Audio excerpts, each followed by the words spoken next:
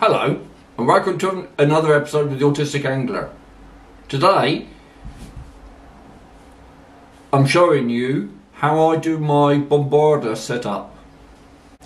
So, firstly, you need a spinning rod, and there's plenty around on the market.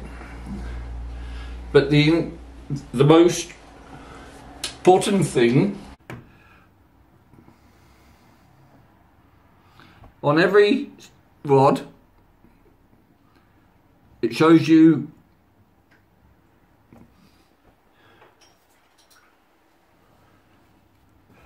what weight it can cast. And this one is an Abu Garcia Silver Max.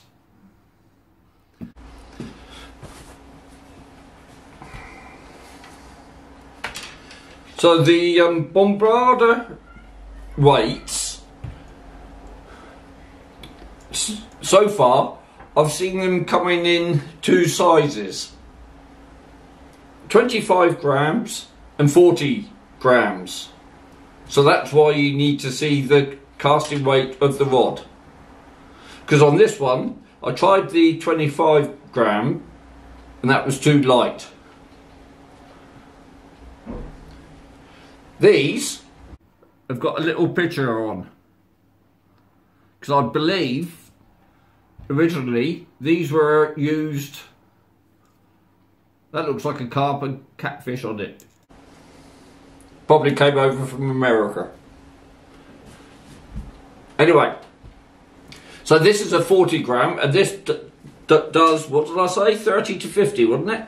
No, 30 to 80. So there you go. So the next thing is to pair the rod up with a reel, and luckily enough for me, this came as a set. It was given to me by my father-in-law, but this is a Silver Max. Trying to see what size it is. It's a 40, and I think 40 is quite normal for spinning reels. What I've got on here is some braid. It's just cheap spider wire, but that's 35 pound breaking strain. But you don't need that heavy. You can go down to about, I don't know, it's up to you, £6 or £10. That would chuck it out a lot further. But for this, over there where I'm going later, the 35 is light enough.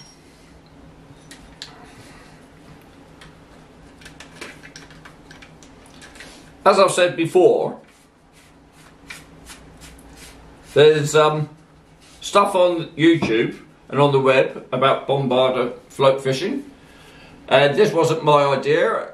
I actually was watching the Cornish kayak and shore fishing, I think that's what he's called, some time ago, and he shows you basically what I'm saying as well. But I'm just answering a question from one of my subscribers about, because he's never seen it before, so he was asking about the setup. So basically you can have any spinning rod you like, whatever you've got, but all you've got to do is match the float to the spinning rod, much like you do having to match the weight on other stuff. Like I say, I don't know if these floats come in any other sizes, but I've just chosen the ones that work best for me with this setup. And like I say, I've got other spinning rods, but I like using this one because it's a matched pair. They go together quite well. So here we go then. So we've got the 35 pound line right on the end. Now I found that there's two ways that you can set up with these Bombarda floats. You can put one float straight onto the line, and you don't need an end stop because it doesn't act as a float per se. Traditional floats as we know them, they all sit like this in the water. They all sit like that in the water. But this one doesn't. It sits like that in the water. And obviously it's got a lot more weight in it than normal, so it's designed to sit flat. This setup is actually used for shallow waters, for the likes of the bass. And it's perfect for me over in Langston Harbour because it's quite shallow, especially at high tide, where I fish. So what this does, it sits in the water, and then you pull it back like you would a lure. But I've found with this that it wobbles a lot on retrieve, which is absolutely fantastic as well because it wobbles the now let's choose this word carefully. It wobbles the fly, even though it's still just a lure, but they're called flies. I'll get to that in a minute. Now the next thing, you can see that this float has got a tube at the end. Now when I first set up on my video, I think it was last year, I put the line down the tube to the weight because I was so used to having the weight at the end of the line. But then I had a little swivel with the leader on. But that leader was forever getting tangled. And somebody said to me, well, they didn't call me a muppet, they said, "Muppet, you got it the wrong way round. It's meant to go this way round. So that the line comes down and then your swivel or link or whatever goes on the end here." So that tube actually prevents tangles. I don't know how, because when you chuck it out, it's still going to be travelling back that way, but it's worked so far for me. I've had no tangles. So, what you can do, there are two methods you can go by now. You can put the line straight in down the tube, and you don't need to have a float stop, because it can go up the line as much as you like. But it won't. In cast, it will stay down the end of the line because you're casting it out. So the weight's chucking it down towards, forcing it down. What forces it? Yeah, whatever. The force is throwing it down towards the swivel or link. And then, because it's going to lay like that, and you're retrieving it, that's also going to put a force that keeps it down to the link. So the simplest way is just to feed it onto your line. What forces it? Yeah, whatever. The force is throwing it down towards the swivel or link. And then, because it's going to lay like that, and you're retrieving it, that's also going to put a force that keeps it down to the link. So the simplest way is just to feed it onto your line. Feed it onto your line, and then tie. You'd need to put a bead on the end, just to prevent trouble with the knot going up the tube, and then whatever you want to put on the end of that. Two choices, pretty obviously. You can put a swivel or little link. Now these links, you can see, look slightly different. These links look slightly different to normal links because they've got a bit of a point going on at the end. These I bought from Sea Glow Tackle, from Michael West, and they seem to work quite well because they actually keep the knot right in the middle there. But it's still the same, so it's your choice. I mean, me, I always put a swivel on because I just like swivels. And I like the stuff not tangling. Plus, that swivel won't go through the eye of the rod, so I have to cut every single time. Now I don't like that, but there's no way around it. Unless I keep the rod rigged up permanently for Bombarda, which I don't want to do. So you're forever taking a bit of line off. So we've got our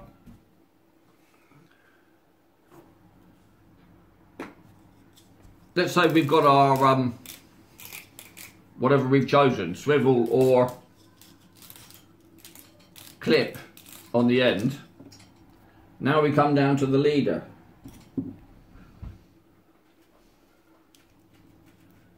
Now, I have found that you can use mainline monofilament quite easily, but by far and the best is fluorocarbon. It's a lot lighter. Apparently you can't see it in the water. Now this one I just happened to have around from fly fishing. It came in a pack a long time ago, so it's only £4. Now bearing in mind out here there's not many fish over £4 that I'm likely to catch, so I tend to use this. Now this is the surprising thing.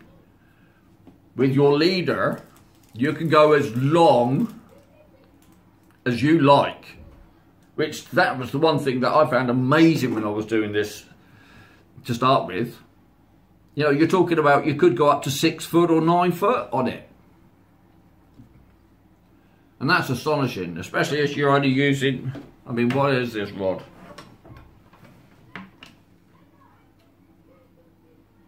It's a 9 foot rod. So what I tend to do is go the stretch of my arms, which is, what's that meant to be? That's, I don't know. It's not 6 foot. Anyway, that sort of length. Now bear in mind I haven't actually caught anything yet on these. I wouldn't take too much notice of what I say, but that's what I like doing. And I found with that length, it doesn't tend to catch up and snag, and it retrieves beautifully. So what we now come down to is what you're going to stick on the end. If you have a look on the web, there's plenty of sand eel flies, ranging from this type, which are hand tied. This sort of goes back in the water when it's wet, resembling a sand eel. Now that's got quite a big hook on it. Right down to these. Now these is what I bought for this year. I've got a pack of, what, 6 here. And I love these things. That's more of a lure. Now, I don't know if we'll see out there because we've not got really bright conditions today, but this thing glistens as it's coming through the water. Lovely things. And you just tie that straight on the end, and it's a case of just chucking it, walking up and down, and seeing if we can get something stupid enough to chase it. Right, so unless I've forgotten something, the next time you'll see me, I'll be out on the water. Actually, I won't be on the water. Next time you see me, I'll be over the road, having a go. And I've just done an Autistic Angler special. You just saw me tie the swivel on. But where's the bloody float? Oh, just getting up. Just saying to Mrs. B, right, that's me done. I can start getting ready.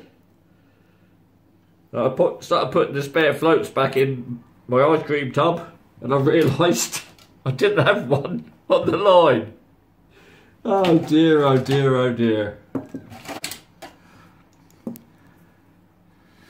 See, keeping it real with the Autistic Angler. Oh, and now I'm feeding it on back to front. So you've got to go through the float and then out through the tube.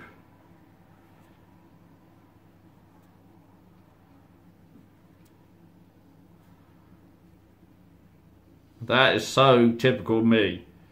Leap ahead and doing things before you've checked and thought things through. So we now have a float on the line. Now I've got to stick a bead on. Need to watch my own videos. Now I can put the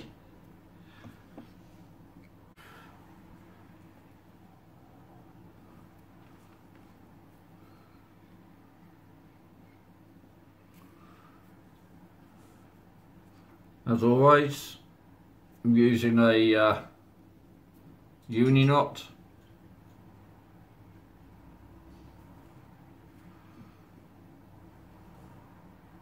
You can use whatever knot you like. I just find that these unis don't come undone. Clip off your tag.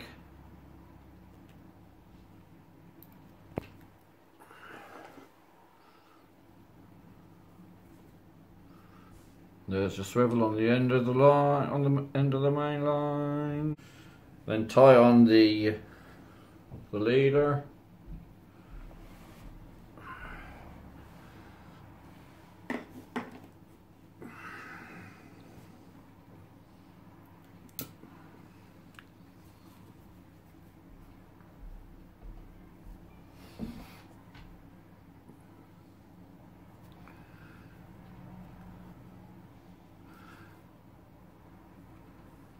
I don't know if fish suffer from macular degeneration, but I can't see this blooming line. So let's hope they can't.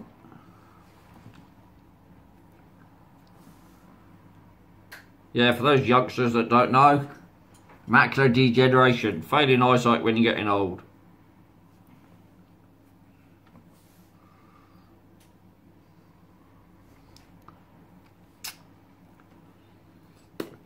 Now, of course, what you've got to be careful of when you've only got a 4-pound line, don't pull your knot too tight, because you can easily break it when you pull it tight. So, come to the end and stick on your lure, your fly, call it what you will.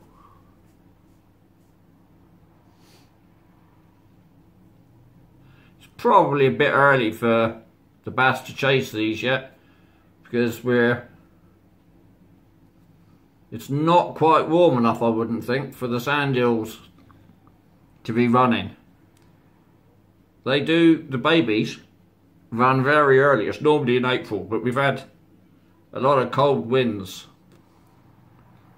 and the hounds are still not on the shore yet, so I'd be surprised if the sand eels have given birth yet. So this setup will work brilliantly, I suspect, in the warmer months. Well, I'm going to be trying it all summer.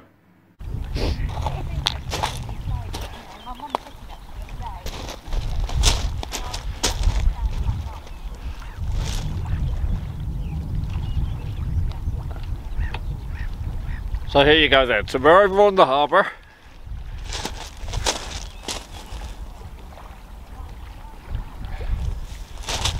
And as you saw me tie, I'm ready to have a few chucks.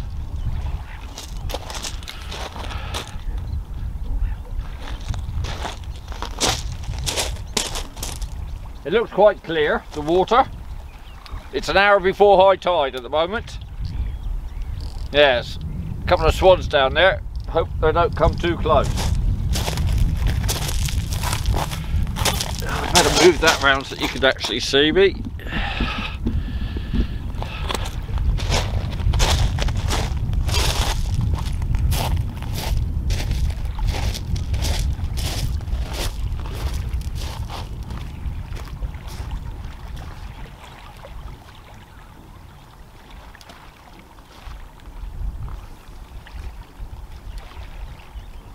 Just wetting the line first. That gives me a chance to see how it's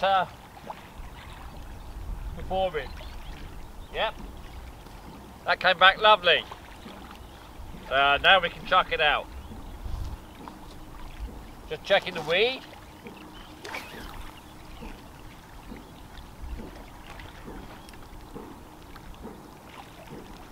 And the thing is, because it's floated on the top, there's no hurry.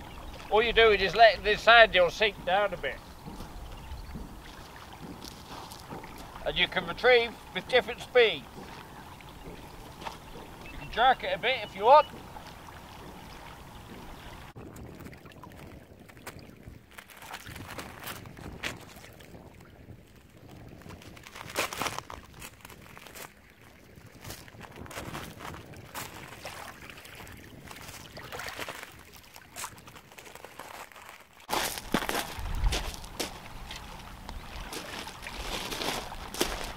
a much better line here because there doesn't seem to be any weed in the way. And it throws out lovely, look.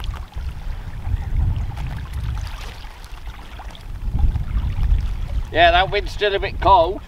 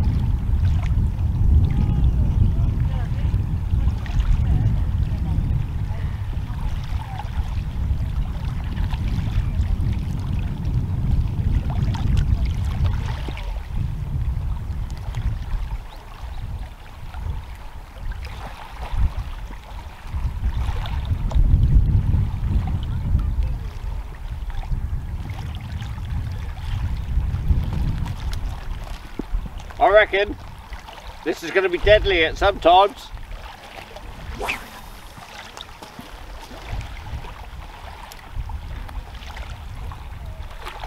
But not today. It's not the right day for it. But then what is the right day?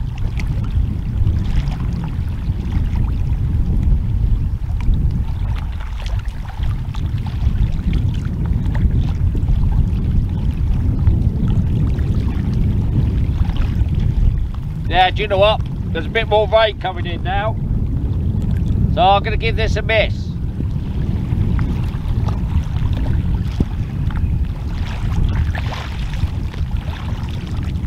But there you go, you've seen me fishing with it.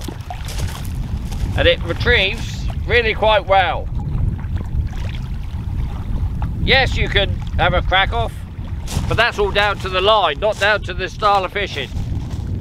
Yeah, I need to get the camera put away because it's beginning to rain. So, for today then, Richard, I hope this answered a few of your questions. If you've got any more, let me know. So for today, that's me done.